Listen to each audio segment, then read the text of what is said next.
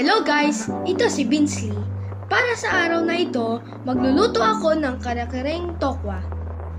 Ang mga sangkap na gagamitin ay ang mga sumusunod.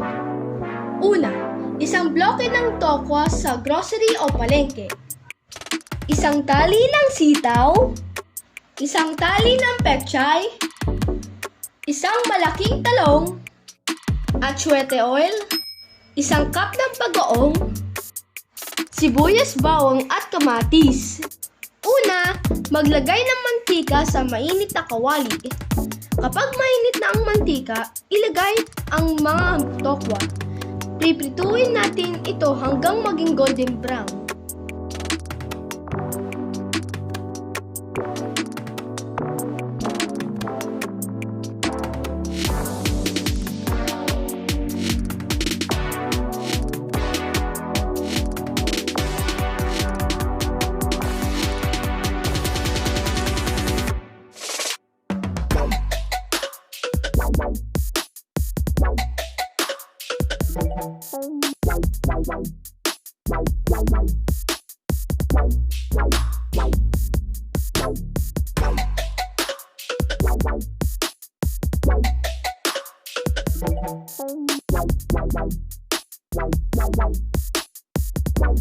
Isantabi muna natin ang napritong mga tokwa.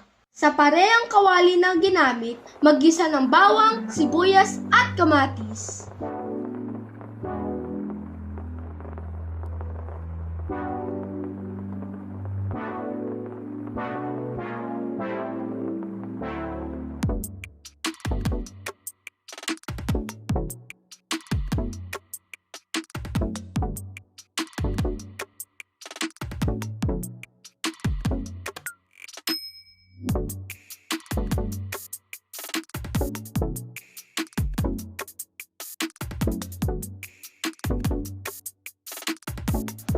Kapag nag-iba na ng kulay ng kamatis, pwede nang ilagay ang bagoong. Igisa lang ito ng mabuti hanggang maluto ang bagoong.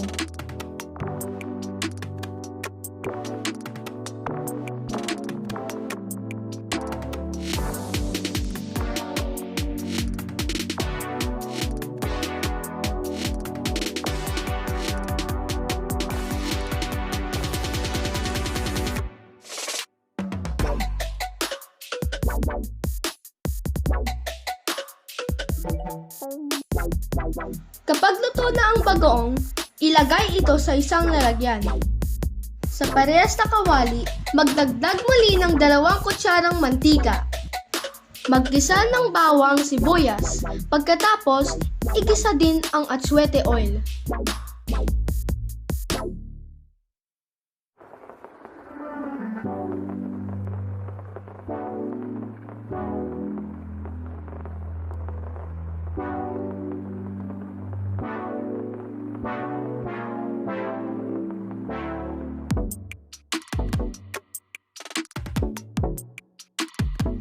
Haluin ng ilang segundo at maglagay ng peanut butter.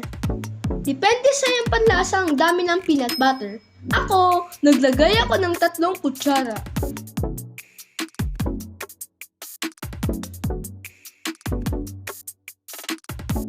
Ilagay na ang mga gulay sa kawali at haluing mabuti hanggang kumapit ang sauce sa mga gulay. Pagkatapos, lagyan ito ng kalahating tasa ng tubig.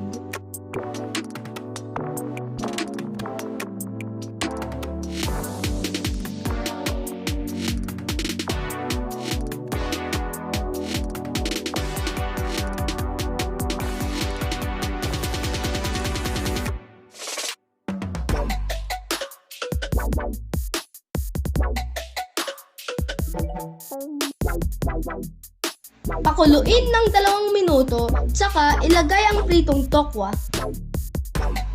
Haluin mabuti and let it simmer for about 2 minutes. Pagkatapos maluto ang kare-kare, kainin ito with kanin. Looking good! I actually rhymed that. Like, what?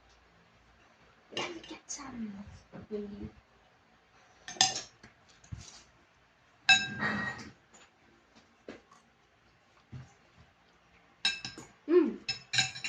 Approved!